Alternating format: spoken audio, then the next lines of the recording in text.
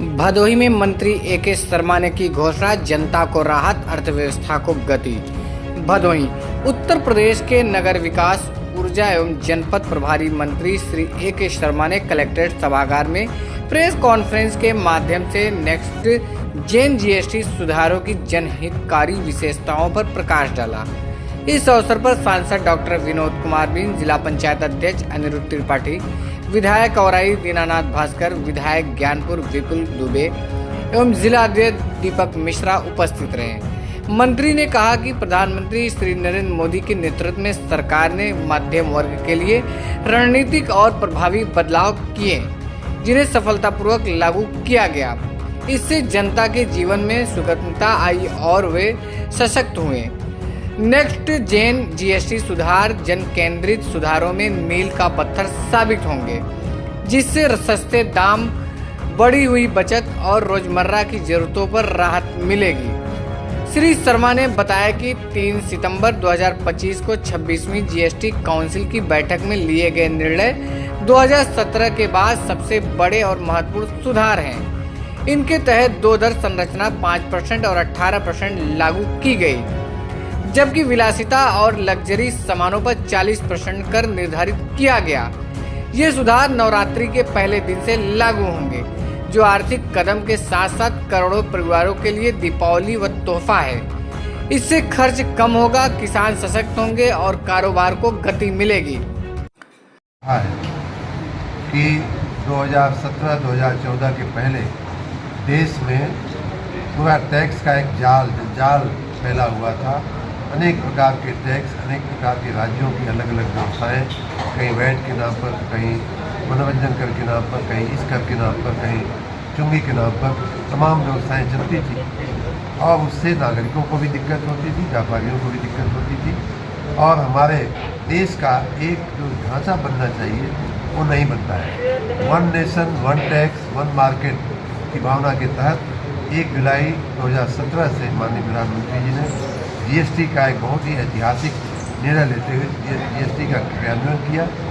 उस व्यवस्था को चलते हुए 8 वर्ष हो गए और उसमें पुनरावलोकन की उन्होंने फिर से एक पहल करते हुए देश के मध्यम वर्ग को, देश के गरीबों को कैसे और उसमें से राहत दिया जाए, इस भावना के तहत जीएसटी का इसी सितंबर महीने में जो मीटिंग हुई उसमें निर्णय लिया गया।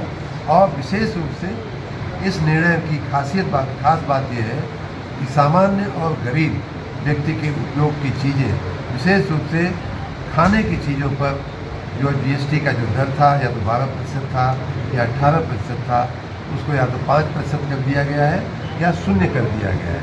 पहली बार शायद सुनने में आ रहा होगा कि किसी आइटम पे टैक्स जो है 12% था, 18 था और उसको शून्य कर दिया गया। लेकिन मैंने जैसा कि आपको बताया, ऐसे अनेक आइटम हैं जिन पर इस तरह के खाने पीने की चीज़ों पर जो है आइटम्स में शून्य कर दिया गया है। उसी प्रकार अभी सांसद जी कह रहे थे, खाने की चीज़ और नहाने की चीज़ पे विशेष ध्यान माननीय प्रधानमंत्री ने दिया है। बात सही भी है। नहाने की चीज़ों पर भी उसी प्रकार से 12% और 18% से, जैसे शैम्पू है, लगाने वाले तेल है, टूथपेस्ट है, टूथब्रश है, ऐसे सारे टॉयलेट सोप है, 18 से उसको घटा करके पाउडर है जो आप गर्मी में लगाते हैं, इन सब पे तो सामान्य और मध्यम वर्गीय वर्ग के लोगों को और गरीब वर्ग के लोगों को अनेक प्रकार से अनेक ऐसे आइटम हैं जिन पर खाने पीने के जो आइटम है उन पे, जैसे खाखरा है, चपाती है, रोटी है, इन पे शून्य कर दिया गया। पराठा है, चॉकलेट है, इन सब पे या तो घटा दिया गया है या तो शून्य कर दिया गया है। तो मध्यम वर्ग और गरीब वर्ग को बहुत ही राहत दी गई। साथ ही 2 और चीज़ें इसमें से देखने को मिलती है। एक तो किसानों के उपयोग में आने वाली जो आइटम है, जैसे ट्रैक्टर है, दवाएँ जो कृषि में छांटी जाती हैं, कीटनाशक दवाएँ, ऐसी दवाएँ हैं, उस पर भी बहुत भारी कटौती की गई है। साथ ही जो मध्यम वर्गीय लोगों का सपना होता है अपना वाहन, अपनी मोटरसाइकिल रखने का, उसमें भी तेज़ी आवे, उसमें भी प्रगति आवे, इस हिसाब से 28% के स्लैब को घटा करके उसको 18% पे ला दिया गया है। इस रिफॉर्म का एक और पासा ये है कि मात्र 2 स्लैब अब रहेंगे।